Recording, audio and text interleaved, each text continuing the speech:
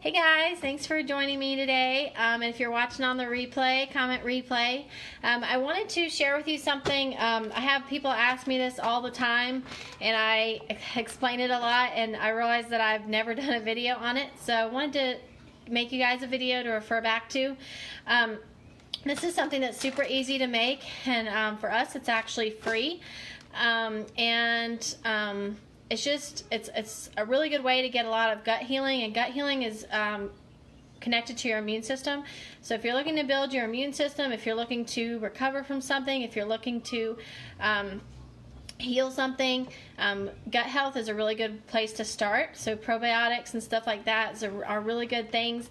But bone broth, the way I do it, it makes it completely free, and it's one of the best things you can do. So the first thing that you do when you can always get different bones. Of course, you want to get bones from, if you can, from grass-fed cows, organic chicken. You want to make sure those bones are packed with good nutrients, and not just a bunch of cows that are fed GMO feed. What I like to do is get whole chickens. You can get a whole organic chicken.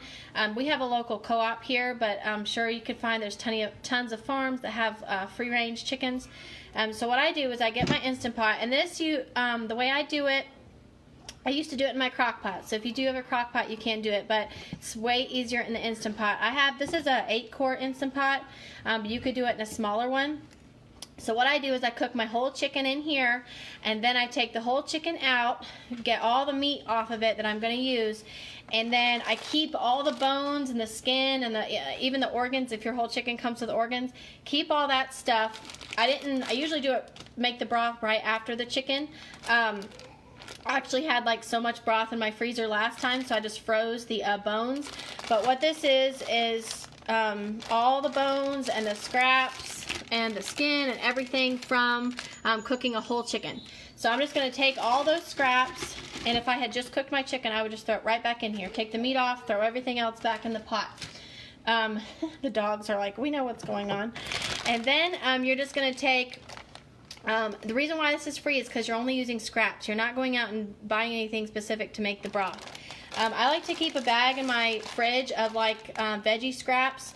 Mine mainly consist of carrots, celery, some onions, and garlic. You could really do whatever you want to put in your broth.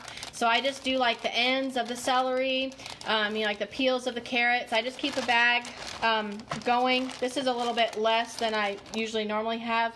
But then I'm going to take all those scraps, stuff that would just get thrown away or composted anyway, put them in the pot, and then you can season it how you like.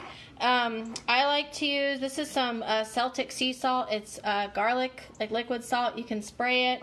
You can just put good old salt and pepper in there. Bay leaf is really good to add in there.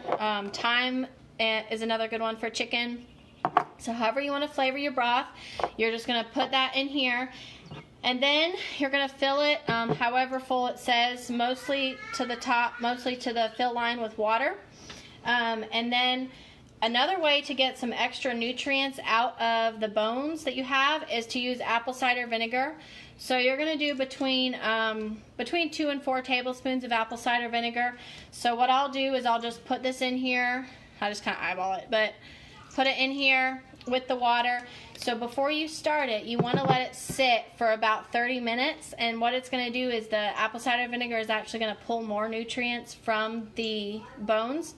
And then you cook it for 2 hours, and if you're using an Instant Pot, it's 2 hours, and then you do a slow release. So I'm really bad to start this late at night. Right now it's almost 6 o'clock. So by the time the Instant Pot heats up and then cooks 2 hours and then slow releases and then cools off, I give yourself maybe 4 hours total time start to finish. And then what I do is I just take some, let me grab one. I just take some empty jars, these are our empty honey jars, and I freeze them. You can use bags too, but I like to freeze them in jars because it's a little easier, and I have tons of jars. So you'll just fill it up. Make sure you leave room when you're freezing stuff, and stick it in the freezer. You can use the broth in soups. You can drink it straight if you're sick, and you know what's in it. And the best part is you're going to get, depending on how big your pot is, you're going to get 3 or 4 cups of really, really, really good gut healing broth for free because you're just using your scraps. So it's a really good way to save money and be healthier. If you're doing it in the crock pot, the way I used to do mine was very similar. You throw everything in, you let the apple cider vinegar soak for 30 minutes before you start cooking it. And then I used to do mine for 48 hours. You can do it for 24 hours or however long. The longer you let it sit, it's going to pull the most nutrients out.